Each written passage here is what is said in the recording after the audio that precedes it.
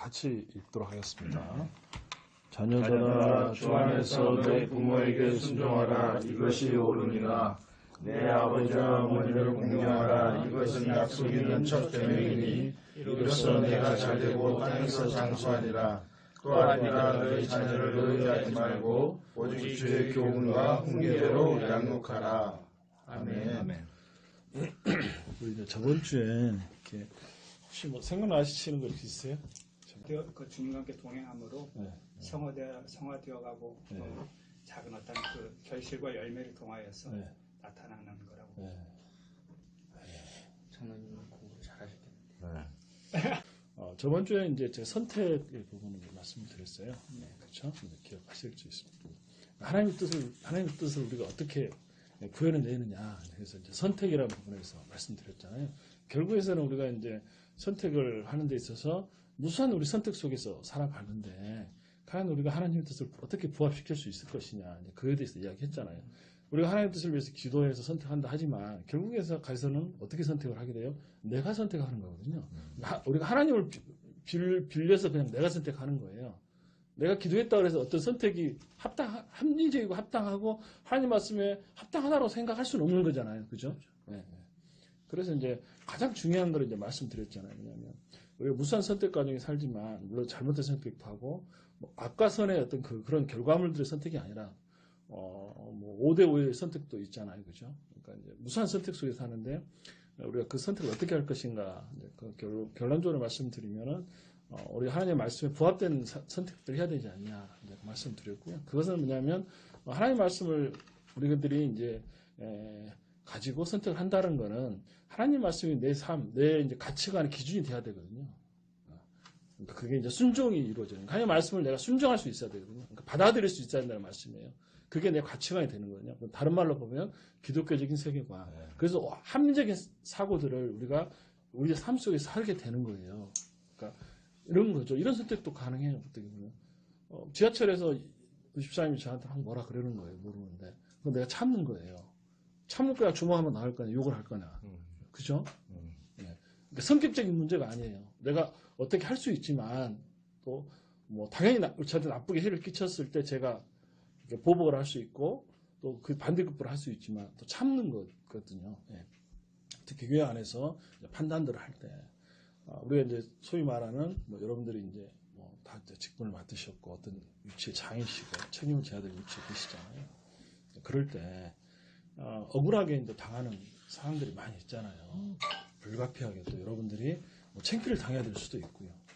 그럴 때 담담하게 내가 그러니까 내 성격이 좋아서 참아내는 거는 그건 기독교적인 그 참아냄이 아니에요. 그냥 성격이 좋을 뿐이지. 그러니까 우유부단함이고 그냥 피해가는 거예요. 성격상. 그게 아니라 내가 할 수는 있지만 내가 주를 바라보고 안 하는 거예요. 그게 필요한 거예요. 내가 좀 쪽팔려도 내 체면이 좀 손상돼도 괜찮다는 생각을 하는 거예요. 그런 생각, 그러니까 그런 가치관 속에서 판단하는 거예요. 그러니까 판단이라는 건, 선택이라는 건 그런 거예요. 내 내면의 선택이 실은 중요한 거예요. 선과 악의 어떤 판단 속에 그 판단을 말하는 게 아니라, 물론 그것도 가장 기본이 되겠지만, 내 삶 속에서, 조그만 것라도, 그러니까 그 판단 속에서 판단하는 데 있어서 생각 안 하고 하는 거는 대부분 죄예요, 죄. 죄로 가는 게 대부분 내 감정대로 하는 것들은 대부분 죄 쪽으로 가게 돼요. 후회하잖아요. 감정대로에서 득보는 하나도 없잖아요. 결론적으로 이제 말씀을 드리면 내가 선택하는 모든 선택들이 주께서 내게 허락하신 그 이성을 가지고 그러니까 지정의를 가지고 지식과 감정과 의지를 가지고 기독교적인 가치관 속에서 판단하는 거예요. 그게 하나님 보시기에 하나님 뜻을 구현해내는 거예요. 또 그걸 통해서 우리가 뭐 해야 돼요? 예수 그리스도 성품이 드러나는 것이고 예수 그리스도의 젖붙은 자로서 그 열매가 맺혀지는 거다. 이제 이런 말씀 드렸죠. 네. 그래서 오늘 이제 이렇게 정리를 하고요. 이제 두 번째로 이제 오늘의 말씀은 이제 아시지만 자녀들아 주 안에서 너희 부모에게 순종하라. 이것이 옳으니라. 그러니까 부모의 자녀 사랑 그리고 자녀의 부모 공경 이제 이 말씀은 이제 목사님도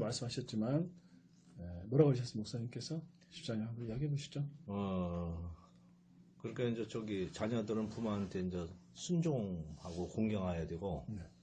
자녀는 그 훈계와 양육으로. 네. 근데 무조건적인 순종과 공경이 아니고 네. 주 안에서 하라고 그랬거든요. 네, 맞습니다. 그다음에 이제 서로 그 어떤 문제 아까 방금 설명하셨지만 어떤 문제가 있어. 문제가 있을 때 서로 그걸 갖다가 내 의를 갖다 드러내지 말고 피차 복종하라고.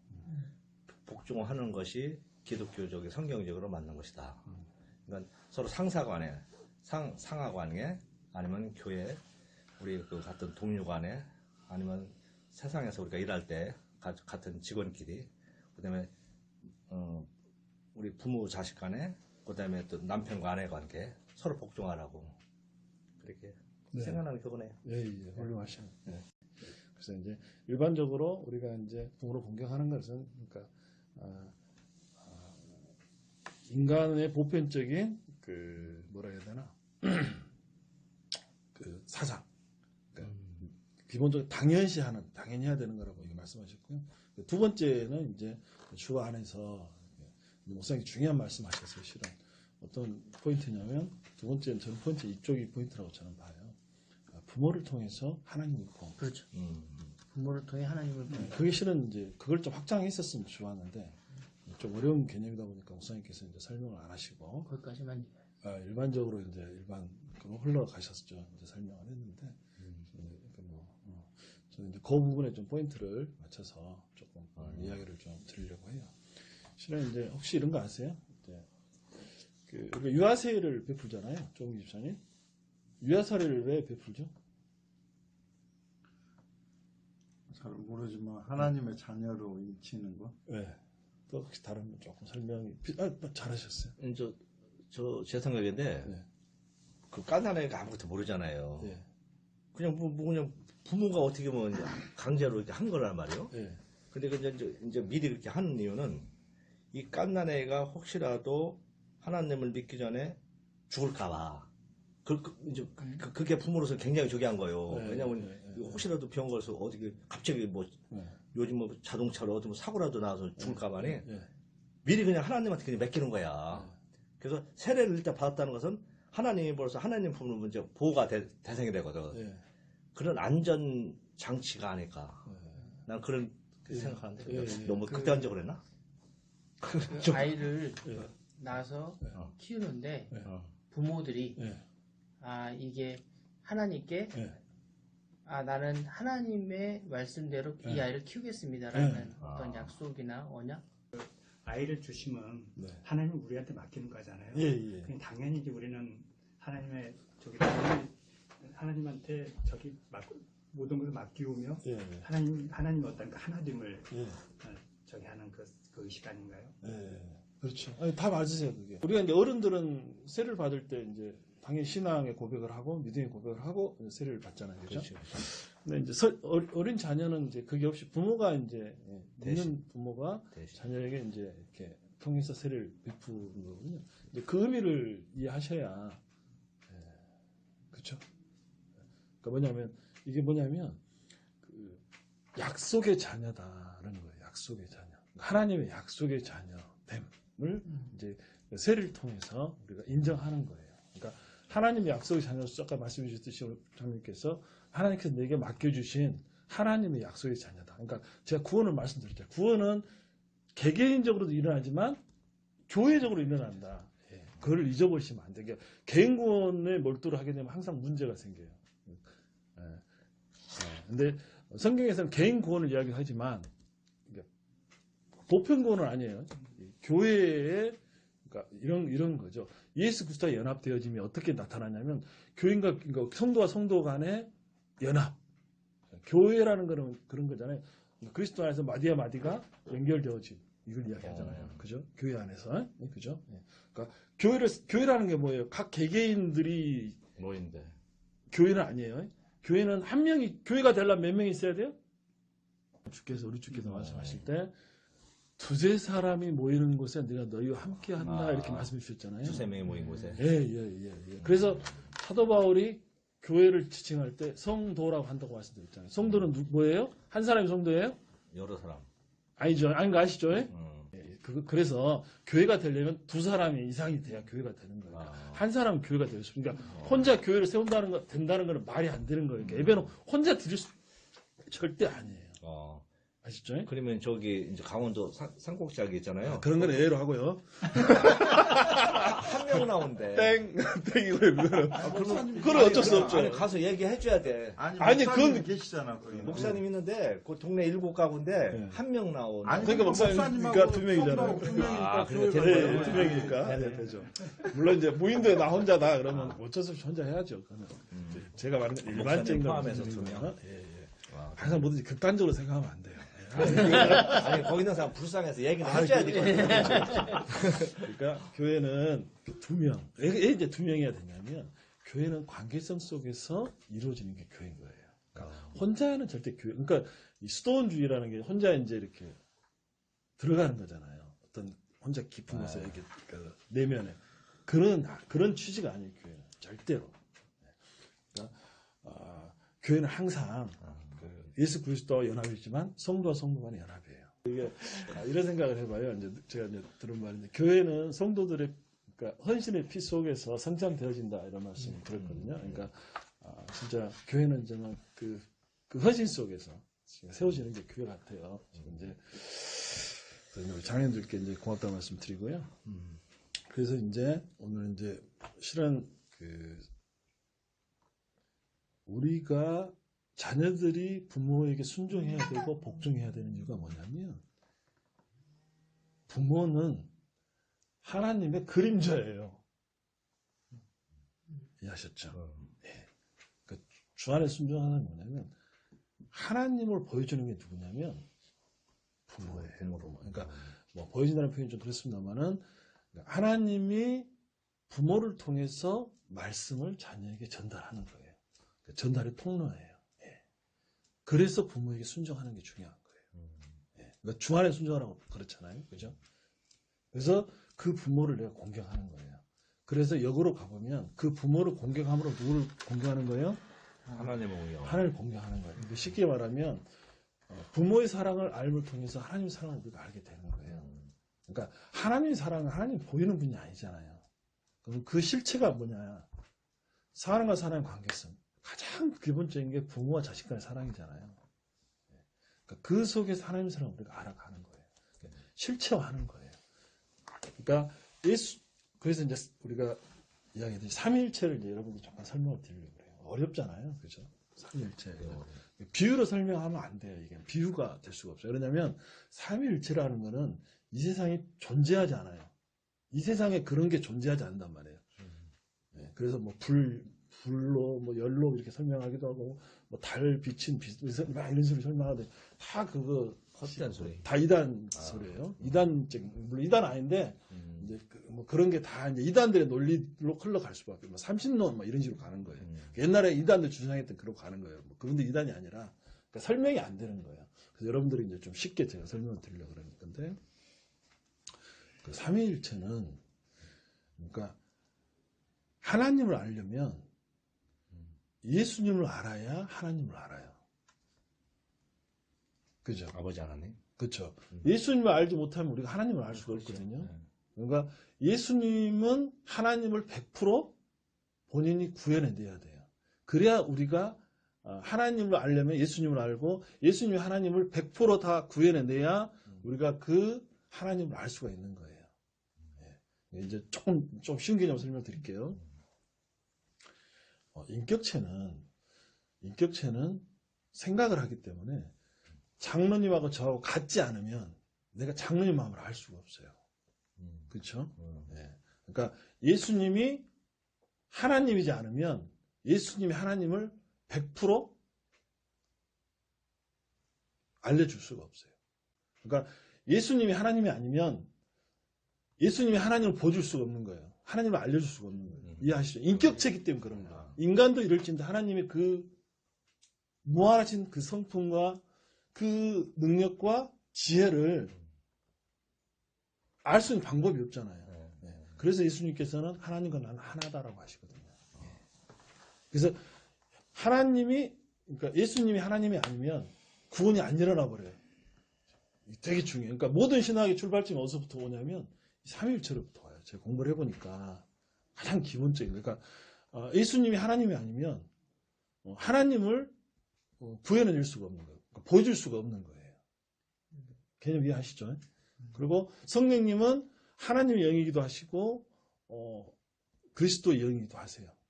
그래서 하나님의 기쁨까지 다 하신다 하잖아요.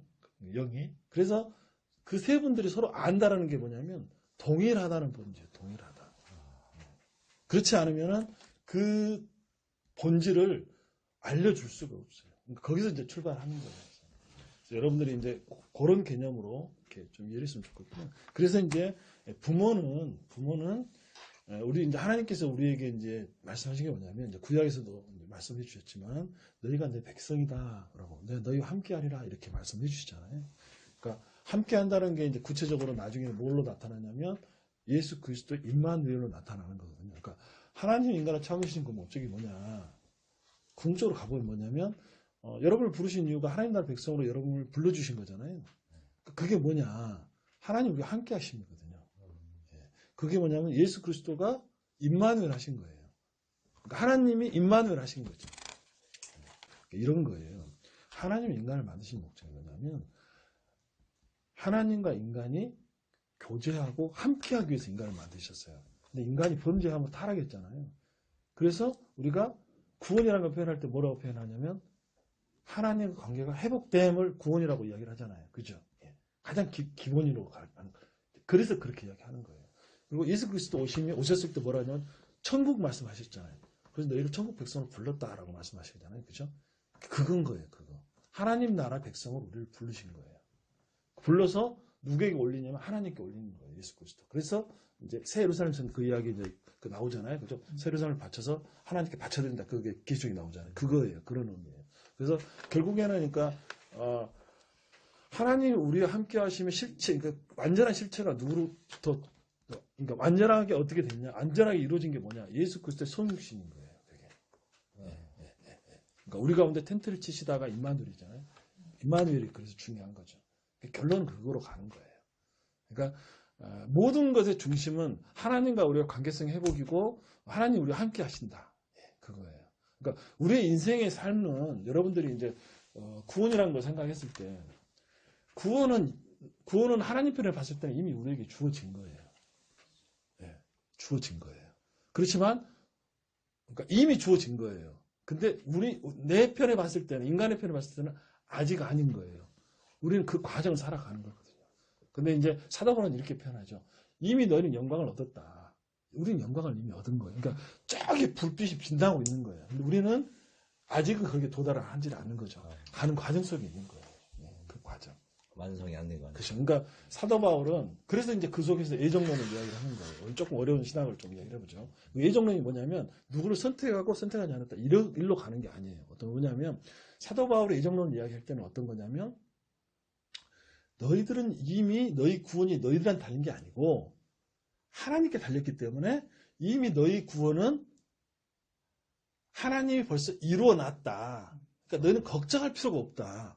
너희를 선택해서 창세전에 너를 이미 선택해서 불러서 이미 너에게 구원을 하나님께서는 주셨다. 그러니까 너희들이 너희 구원을 이루어가는 게 아니니까 너희들 걱정하지 마라.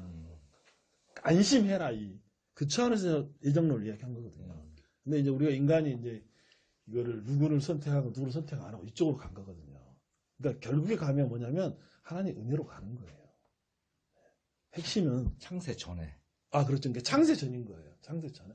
그렇죠. 성경에 에베소서에 보면 있잖아요. 그렇죠? 그러니까 모든 게 보면 결론으로 이렇게 흘러가는 걸 보면 결국에 가서는 그러니까 믿음도 구원의 조건이 될 수가 없어요. 믿었기 때문에 여러분 구원한 게 아니에요. 결국은 그래가죠. 그죠? 네. 그 믿음이 누구로부터 와요? 하나님으로부터 오는 거예요. 그러니까 아브라함의 그 믿음의 조상이 아브라함이잖아요. 그죠? 아브라함의 믿음이 어디서부터 왔는 걸 잘 보는 거예요. 그 아브라함을 불러가지고 이삭을 바치게끔 간 거를 여러분들이 그 이해를 할 수 있어야 돼요. 그러면 믿음이 조건이 될 수가 없다는 걸 알거든요. 아브라함은, 요것만 이야기 오늘 마치죠. 시간이 많았으니까. 아브라함은 우상을 만드는 사람 집안의 아들이에요. 데라가 우상을 만들었잖아요. 그죠? 아브라함이 하나님을 믿지 않았어요. 아브라함이 어디서 살았었어요? 갈대아 우르에 살았잖아요. 그래가지고 하란으로 이사 왔다가 아버지가 죽으니까 어디로 왔어요? 그때 가나안으로 온 거거든요. 하나님이 계속 이야기했겠죠. 떠나라. 근데 반만 떠난 거예요. 하란까지 왔으니까. 그래가지고 나중에 가나안으로 온 거거든요. 그 가나안으로 와서 가나안으로 왔잖아요. 그러니까 가나안으로 온 것도 대단한 거예요, 실은. 근데 올 때까지 또 와서도 하나님께서 계속 아브라함에게 나는 너희 하나님이고 내가 너를 모든 민족의 뭐로 삼는다? 열국의 아비로 너를 통해서 구원을 이루겠다. 계속 이야기. 너 자손들이 별같이 많게 해주겠다. 계속 이야기하잖아요. 그리고 계속 뭐 해줘? 은혜를 줘요. 확신이 들게끔. 그래서 처음에 이제 안 믿으시잖아요. 종에게 후사로 삼으니까 하고 아니다. 그 다음에 첫째 아들이 누구예요? 이스마엘을 불러서 얘를 통해서 후손을 삼을까요? 아니다. 그래서 아무것도 없는 상태 이제 경수하다 끊어지고 다 늙어서 없는 상태에 아들을 주잖아요. 왜 그때 아들을 줬을까요? 왜 그때 아들을 줬을까요? 약속을 했기 때문에. 하나님 약속을. 그렇지, 그거예요. 자기가 없어지면 내가 한 게 아무것도 없는 거야. 오직 은혜인 거야. 이해하셨어요? 네. 그 아들을 준다니까요. 아무것도 없는 속에 아들을 주는 거예요. 그러니까 아브라함의 아들이 아닌 거야. 상식적으로 날 수가 없으니까. 그렇지. 없는 중에 받은 거라니까요. 근데 이걸 바치라고 하잖아요. 왜 바치라 그래요? 시험하기 위해서? 그것도 있죠. 없다고는 안 해요, 제가. 또. 왜 바치라 그래요? 이제 아브라함은 그 믿음을 보기 위해서? 아브라함 믿음을 보기 위해서? 아니, 이건 하나님의 아들이다. 그러니까 바쳤겠죠. 그건 좀 오바신데? 날 수 없는 예정해 놓으셨기 때문에. 확신이. 아브라함이, 그렇잖아요. 신학에서 그걸 이야기하잖아요. 히브리서에 보면.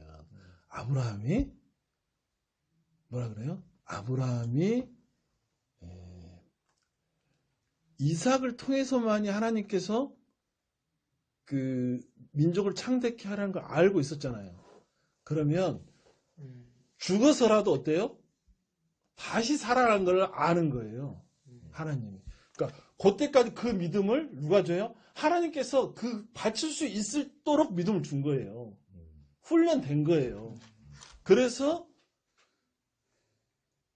보여주는 거라니까요. 그러니까 아브라함의 믿음을 시험한 게 아니라 우리를 위해서 그걸 보여주는 거예요. 그걸 그렇게 시킨 거라니까요. 이해가 되세요? 아브라함의 믿음을 하나님 시험해가지고 뭐 어쩌자고요. 그 의미 없음이잖아요. 아브라함은 이미 그 믿음을 소유한 거예요. 그 믿음. 왜냐하면 그 믿음 자체가 누구로부터 하나님부터 온 거거든요. 그러면 현재를 사는 우리에게 너희 믿음이 어때요? 집사님이 열심히 노력하고 집사님 잘 믿었으니까 그 믿음이 온 거예요? 그렇죠. 그게 아니라 이거야. 그러니까 자기 의라는 거는 존재할 수가 없다는 거를 아는 거예요. 예? 이해하셨어요? 그러니까 그 수준에까지 올라가는 게 믿음인 거예요. 그러니까 그 믿음을 누가 만들어준다? 하나님께서 아브라함을 불러서 훈련시키고 계속 약속해주고 아브라함의 그 약속을 믿어가는 거예요. 결국에 가서는 아들을 죽이는 단계까지도 가는데 그래도 믿는 거예요. 왜 그러냐면 하나님께서 능히 살리실 줄을 그 약속을 믿은 거예요. 그러니까 믿음이 조건이 되지를 않는다니까요. 그래서 이해하셨죠? 네. 그러니까 아브라함이 믿음이 좋아가지고 이삭을 이렇게 바쳐서 하나님이 그걸 이런 개념으로 가는 게 아니에요. 그건 이제 1차원적인 이야기고. 네. 그래서 믿음은 구원의 조건이 될 수가 없어요. 우리 편에서 봤을 때는 조건인데 하나님 편에 봤을 때는 조건이 아니에요. 내가 봤을 때 조건인 거야. 우리끼리는 조건이라 그래. 근데 결국에 그렇게 의미 없는 이야기야. 당신 믿었으니까 구원 못 받아. 이게 의미가 없는 이야기라니까요. 그러니까 결국에 가면은 궁극에 가서는 하나님의 은혜로 가는 거예요. 나는 아무것도 아님으로 가요. 그러니까 그 단계까지를 항복시키는 게 뭐냐면 구원이에요. 이해하셨어요? 그러니까 구원은 우리가 지금 살아가고 있잖아요. 근데 우리가 지금 그 단계 속에서 살고 살아가야 되는데 우리의 삶들은 그 삶을 못 살잖아요. 실제. 삶에 적용이 안 되는 거예요. 그렇죠. 더 났으면 우리가 잊어버리고 우리 자기가 드러나고 자기께 드러나잖아요. 그죠? 그러니까 하나님은 이 삶을 통해서 훈련하는 거예요. 그래서 우리의 삶을 하나님께서 훈련시키는 거예요. 계속 훈련시키는 거예요. 그 삶. 죽을 때까지 그 학생이라 그랬잖아요. 어떻게 우리는 구원을 하나님이 준 선물이지만 우리는 구원을 이루어 가네요. 그렇죠. 그래서 사도바울은 구원을 이루어 간다 그래요. 하나님이 봤을 때는 이미 구원이 이루어진 거고 우리 편에 봤을 때는 구원을 이루어 감. 그러니까 교만할 필요가 없는 거예요. 그걸 이용해 먹으니까 사도바울이 경고로서 날리는 거지. 실은 이미 의미 없으므로 이미 구원을 받은 걸로 가는 거예요. 근데 이제 사람은 항상 뭐를 해요? 이용해요. 이용해. 자기 합리화를 하고 이용하고 이제 딱히 이제 왜곡하죠. 왜냐하면 죄성 때문에. 죄성 때문에. 그런데 이제 이로 가는데 네. 이제 이 사람이 이제 시험 들어서 이제 교회를 한 1년 동안 안 나왔어. 네. 그래서 다시 어떻게 하다가 또 다시 또 왔어. 네. 그럼 어떻게 된 거예요? 공백 기간 있었겠 그렇죠. 그러니까 그런 게 의미 없음이에요. 결국에. 없는 거네. 아, 그렇죠, 그렇죠. 의미 없음이에요. 그냥 그 방학이 있어도. 그러니까 하나님 편에 봤을 때는 이미 그건 이미 구원을 받은 분이잖아요. 그러니까 세상으로 돌아갔다는 거지 다시. 그러니까 그거는 그분만 아는 거예요. 그분만. 그리고 하나님만 아시는 거지. 아. 네. 우리는 외적 그 사람 형태만 볼 뿐이지 그 사람의 본질과 또 그 사람을 부르시는 하나님은 우리가 어떤 식으로 부르는지를 모르는 거지. 그래서 한편 강도가 그래서 구원을 시킨 것 같아요. 예수님께서. 네, 나는 그렇게 생각해요. 지금 생각해보면 방금 떠올랐어요. 주께서 한편 강도를 왜 구원시켰을까? 한편 강도가 진짜 어떤 사람이냐면 아무것도 안 한 사람이거든. 딱 한마디 했잖아요. 뭐라고 했어요? 나도 당신 나라에 임하게 하옵소서. 주야, 주께서 갈 때 나도 좀 따라가게 해주세요. 딱 결론은 그거였잖아요. 그래, 가자. 너 구원 받았다고 딱 치고 딱 한마디 하고 그냥 구원 받은 거잖아요. 아니 그러니까 이제 그러면은 인종할 때도 이렇게 영접하시는 분들도 이제 마찬가지. 안 믿었다가 한마디. 그러면 좀 틀릴까? 아니, 그러니까 그런 거를 이야기할 필요가 없어요. 우리는 모름이에요. 그러니까 구원에 대해서는 우리는 모름이에요. 하나님의 구원 계획 속에 있는지 우리는 알 수가 없어요. 우리는 그래서 죽을 때까지 우리는 모름이에요. 전부 다 각자. 아니, 그러니까 아니 이렇게 설명도 안 되는구나. 모름이라고 하면 안 되지. 그러면 아니 절망하지. 아니 나는 모름이라니까요. 나는 몰라. 아니 나는 다른 사람은 모름이지. 나는 알지 나는. 그러니까 그분은 임종 때 예수님 영접했으니까 그분은 영접해서 가는 거고 내가 존입사를 판단하면 안 돼 이거지. 그렇지. 남을 판단하면 안 된다. 그렇지. 네. 무슨 말인지 알겠어요. 그러니까 결국에 남는 거는 사랑이에요, 사랑. 그래서 사랑이 필요한 거예요. 이해하고 용납해주고. 그래서 뭐냐면 사랑으로 이야기할 때 뭐냐면 또 중요한 말이에요. 여러분 사랑 13장 한번 딱 펴보죠 우리. 13장? 고린도전서 13장. 네, 보면은 사랑은 오래 참고 온유하고 시기하지 않고 자랑하지 않고 교만하지 않고 무례행하지 않고 자기를 구하지 않고 성내지 않고 악한 걸 구하지 않잖아요. 불의를 기뻐하지 않고. 이게 뭐냐면 사랑은 다 상대성이 있어요. 그죠? 이 내용이 다 뭐냐면 상대성이 있는 거잖아요. 상대가 있단 말이에요. 상대가 있어야 무례행치 않는 거잖아요. 성도 안 내는 거고. 그죠? 유익을 구하지 않는 거고. 사랑에는 다 상대가 있는 거예요. 그게 진짜 중요하더라고요. 그러니까 나 혼자 사랑하는 게 아니라 이거예요. 사랑은 상대를 항상 가지고 있는 거예요. 그 상대에게 내가 어떻게 하는 것이냐. 그게 사랑인 거예요. 결국에 하면 뭐냐면 사랑은 함께함이에요. 함께함. 결론은 그걸로 가는 것 같더라고요. 보니까. 함께함. 그러니까 관계성 속에서 함께함이에요. 그러니까 사랑은 근본적으로 말하면 오래 참음이에요. 오래 참음. 제일 어려운 게 오래 참. 첫 번째가 그거잖아요. 사랑은 뭐냐? 오래 참는다. 딱 그걸로 가는 거예요. 큰일 났네. 난 성격이 급한데. 아니, 그거 상관없어요. 네. 성격하고 아무 관계없어요. 그거는 그러니까 이제 우리 이제 두 가지인데 이제 우리 뭐 나중에 이제 뭐 시간이 되면 또 같이 그걸 나눴으면 좋겠는데 사람은 그러니까 이게 우리가 이제 천국에 가면 우리가 어떻게 가냐? 그럼 지금 우리가 가지고 있는 이 인격을 가지고 갈까요? 가요? 예? 이 생각 가지고 가요. 성화된 생각을 갖고 가는 거죠. 그러니까 우리 기본적인 품성은 가는 거예요. 그러니까 두 가지 속성이 있는데 우리 본질적으로 가지고 있는 성품은 안 바뀌어요. 그냥 가는 거예요. 그러니까 뭐라 해야 되나 인격적인 거는 가는 건데 우리가 이제 죄성인 성격들 있잖아요. 성품들. 네. 요거는 이제 없어지는 거예요. 그건 그러니까 인간의 타고난 성품은 안 바뀌어요. 사도 바울도 그래서 본인의 급한 성격이라든가 그 성격들은 안 바뀌어요. 그러니까 예수를 믿어도 안 바뀌어요. 그건 그냥 가는 거예요. 다만 죄된 성품으로 해서 우리 드러나는 어떤 인격적인 오류나 이런 것들은 성화되면서 바뀌어가는 거죠. 우리가 이제 인정하는데 제가 그 용어를 제가 지금 기억이 안 나요. 갑자기 생각나서. 그래서 이제 사랑하는 거는 뭐냐면 그래서 이제 우리가 교회 안에서 이제 적용을 해보면 그러니까 사도 바울 선생님이 꼭 교회를 말할 때 뭐라 하냐면 하나됨과 어떤 걸 말하냐면 참으라 그래요. 하나됨을 이야기하면서 저와 균형을 꼭 이야기해요. 교회를 이야기할 때는 무조건 하나됨을 이야기해요. 하나됨. 교회는 무조건 하나됨인 거예요. 그 하나됨이 어디서 와야 되냐면 오래 참음. 그 저와 균형. 이게 되게 중요해요. 교회는 참아야 돼요. 누가 참아요? 누가 참아요? 참을 수 있는 사람이 참아요. 성도들 각자가. 네, 그렇죠. 목사님도 참으셔야 돼요. 네, 아는 사람이 참는 거예요. 들은 사람이. 그런 사람이. 안 들은 사람은 못 참죠. 모르니까. 예. 그래서 우리 인격체이기 때문에 알면 그래서 말씀드렸잖아요. 알면 이제 그 다음부터 해야 된다고. 안 하면 뭐다? 안 하면 뭐다? 죄다. 죄다. 네? 아시죠? 네. 무조건 화내지 마야겠네. 그런 거는 좀 틀렸어도. 일단 오래 참으셔야 돼요. 하여튼 공격 받았던 틀렸던 간에 무조건 참는 거네. 그러니까 주 안에서 참아야 되겠죠. 주 안에서. 네, 주 안에서. 예? 모든 게 다 주 안에서예요. 그러니까 그 판단을 잘 하셔야 돼요.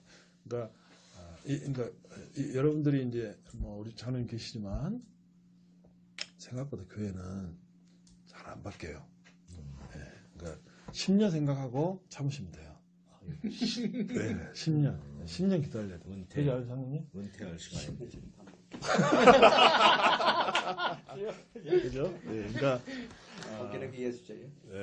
교회가 생각보다 안 바뀌어요. 여러분들 그걸 아셔야 돼요. 그래서 당장 바꿀 수는 없어요. 되게 힘들어요. 그래서 뭘 어떻게 바꿔야 돼요? 내가 바뀌어야 되고 그다음에 여러분 주변, 네? 여러분 친한 사람들, 그 사람들을 바꿔가는 거예요. 그러니까 내 성품을 그분들 통해서 드러내고 내가 나를 통해서 그분들이 이해하기로 만들어요. 내 말에 대해서. 네. 그렇게 하면은 10년 지나면 어떻게 돼요? 바뀌어요. 어떻게 바뀌어요? 내가 집사님 바꾸고 집사님 또 다른 분 바꾸고 가면 어떻게 돼요? 나중에는 바뀌는 거예요. 기독교가 그렇게 해왔어요. 사도를 한 사람을 통해서 서방세계가 바뀌었잖아요. 그게 가는 거예요. 그게 기독교의 능력인 거예요. 네. 그러니까 선한 열매는 그렇게 드러나는 거예요. 네. 그 능력이 없다 하지만 결국에 가면 그게 세상을 바꿔요. 그러니까 기독교인들이 우리나라에 이제 워낙 많으니까 보편화되어 있지만 실은 가장 기독교인이 적은 나라들도 그 적은 사람들의 영향력 때문에 그 나라가 바뀌는 걸 봐요. 그게 참 예수 그리스도 안에 영향력이 미쳐지면 그 굉장한 그 파워를 발휘해요. 역사적으로 그래요. 그러니까 항상 잘 믿는 사람은 소수예요. 아이러니하게. 여러분 그걸 아셔야 돼요. 그러니까 교회를 비판하고 기독교를 교회 사랑이 없다 이런 말 할 필요가 없어요. 한국 교회를 욕할 필요도 없고요. 그냥 그건 당연한 거예요. 기독교 역사에서 당연한 거예요. 그러니까 기독교인이 많아지면 그냥 기독교인이 많아진 거예요. 왜 많아지냐면 그 기득 세력이 돼서 그래요. 교회가 핍박이 오면 싹 없어져요. 네. 그러니까 이슬처럼 없어져요. 그러니까 여름에 이슬이 내려가서 햇빛 쫙 쬐면 쫙 없어지듯이 쫙 없어져요. 그러니까 여러분들이 물만 그러니까 강만 남는 거예요. 강만. 이슬은 다 없어지는 거예요. 여러분들이 그러니까 그런 마음을 갖고 교회를 우리 신앙생활 하시고 교회를 이렇게 운영하셔야 돼요. 같이 해야 되는 거예요. 아멘. 그게 필요한 거예요. 아멘. 그러니까 제일 중요한 거는 그러니까 다시 말하지만 오래 참아주는 거예요. 그래서 예수께서 사도 베드로한테 뭐라 그래요? 베드로가 몇 번, 7번 용서하면 되겠습니까? 물어보잖아요. 그 뭐라 하겠어요? 이런 번씩 70번. 예, 그죠? 7번씩 70번. 예, 용서하라 하잖아요. 7번. 그게 뭐냐면, 그래서 77은 49, 490번이죠. 70번씩 7번이니까. 1년 반. 아니, 70번씩 7번이요. 1번씩 7번. 예, 예. 77, 49. 예. 490회. 예, 490번. 예. 근데 우리는 한 번도 용서를 안 하죠. 바로 그냥. 그것도 목사님이 무한대라고 그러던데 490번은 그냥 상징적인 숫자라네. 예, 요새는 목사님들 그런 설교 안 합니다. 그 설교 들어본 지 2주째로 됐어요. 요새 안 해요, 그거. 목사님들 용서 안 하니까. 왜냐하면 집에 가면은 이제 사모님한테 박살당하니까 이야기 안 하죠. 불리한 건 이야기 안 해요. 성도들은 자기들 불리한 건 절대 이야기 안 해요, 성도들도. 우리도 다 잊어버리잖아요. 우리도 마찬가지인 거예요. 예. 오리를 가가지고 10년을 동행하라, 거절사람은 수고살. 그 이야기 안 하잖아요. 그 복음 핵심인데. 저도 안 하거든요. 왜 안 해요? 그거 이야기하면 달라 그러니까. 네. 달라 그러니까. 교회가 그 설교를 많이 해봐요. 다 달라 그러지. 네? 네. 그런 거예요. 자기 불리한 건 이야기 안 해요. 맞아요. 그러니까 복음은 정말 복음은 구원을 유발해요. 구원을 어떻게 유발하냐면 삶 가운데서 유발해요. 실제적으로 능력으로 바뀌어가요. 바뀌어간다니까요. 그러니까 구원이 일어나는 거는 구원이 저 멀리에서 내가 죽었을 때 받는 게 구원이 아니에요. 그게 아니라 실제적인 구원은 내 삶 속에서 일어나요. 그것들을 우리 스스로에게 하나님께서 우리 삶을 통해서 일깨워 주는 거예요. 구원의 열매의 맛을 우리의 삶 속에서 느끼도록 해주는 게 하나님의 은혜인 거예요. 그거는 뭐냐면 물질을 얻어서 뭐가 이루어져서 병이 나서 이런 게 아니라 내가 납득이 되게 하는 거예요. 납득. 그래서 여러분이 좀 생각하신다 하면 욥기를 좀 제대로 읽어보세요. 그러면 이렇게 돼요. 뭐냐면 저도 이제 욥을 좀 착하게 썼는데 욥기가 대단한 거더라고요. 내가 보니까 왜 하나님께서 욥을 이렇게 욥기를 주셨는가를 이해가 되더라고. 우리의 삶이 욥의 삶이라서 그래요. 그러니까 왜냐하면 욥이 고통과 고난을 받아가는데 이해를 못하잖아요. 근데 옆에 친구들이 뭐라 그래요? 뭐라 그래요? 약 올려. 네가 뭐 잘못한 게 있지 않느냐. 그래, 그렇게 약 올려. 네. 우리는 나는 잘 가는데 옆에서 약 올리는 거예요. 그죠? 그런다니까요. 근데 욥은 죽겠는 거예요. 답이 없잖아요. 내가 왜 고통당하는지도 모르면서 고통당하니까. 기독교인들이 그런 거예요. 그래서 욥이 이제 원망을 하잖아요. 그죠? 처음에 원망 안 하다 나중에 이제 원망하잖아요. 그래서 하나님께서 딱 나타나시잖아요. 그래서 이제 뭐라고 하시잖아요. 창조의 이야기를 쭉 하시잖아요. 뭐냐면 이거예요. 네가 생각하는 거는 창조의 원리 안에서 생각할 뿐이지 않냐. 네 사고 범주는 그래서 이제 이야기는 네가 태초에 세상이 창조에서 너 있었냐.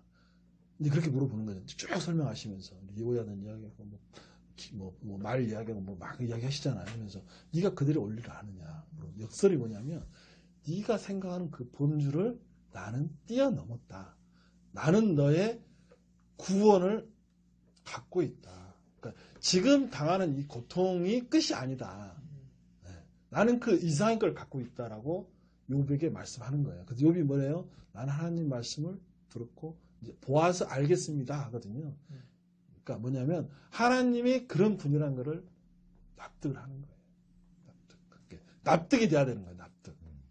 네. 그러니까 지금의 과정은 뭐냐면 하나님께서 나를 납득시키는 과정이에요. 이해하셨어요? 그러니까 인생의 기쁨을 이해해가는 과정 속에 있는 거예요. 그 단계까지 가기를 하나님께는 바라시는 거예요. 네. 그 깊은 곳까지 가기를 바라는 거죠. 궁극으로. 그러니까 기계적으로 성경에서 이렇게 이야기했으니까 하나님 저 하나님 사랑합니다. 이게 아니라 무수하게 깨지고 무수한 삶 속에서 내가 당하는 고통과 고난과 사랑과 가계성 속에서 뭐예요? 그 속에서 하나님을 발견하기를 원하는 거예요. 그 속에서. 그러니까 없는 중에서 그 단계까지 가기를 하나님 바라시는 거예요. 그 대신에 뭐예요? 됐다 이미. 그러니까 영광은 이미 주어졌다. 네. 그러니까 낭망할 필요가 없다. 그거예요. 이제 됐다고 그 말씀 무슨 전화를 받을 수가 있어야지. 그러네요. 그래서 우리는 이제 죽을 때까지 아마 이제 주께서 이제 우리를 부르시면 그때 이제 집사님한테 나타나셔가지고 우리 하나님 앞에 가서 집사님 무조건 야 너 수고했다. 그냥 칭찬 한마디 그냥 탁 들었으면 좋겠어. 한 말씀. 그러니까 어서 와라 이렇게 하실 때 딱 잘하였도다 이 한 말씀. 잘할 때도 아닐 것 같고요. 어서 와 이렇게 할 것 아니, 같아요. 게시록에 그 나오거든. 뭐라고 나와요? 그 책망과 권면, 그다음에 칭찬이 있는데 그 저 한 교회만 있잖아. 그 칭찬만 책망이 없잖아. 잘하였도다. 어떻게 보면 졸업을 시킨 거거든.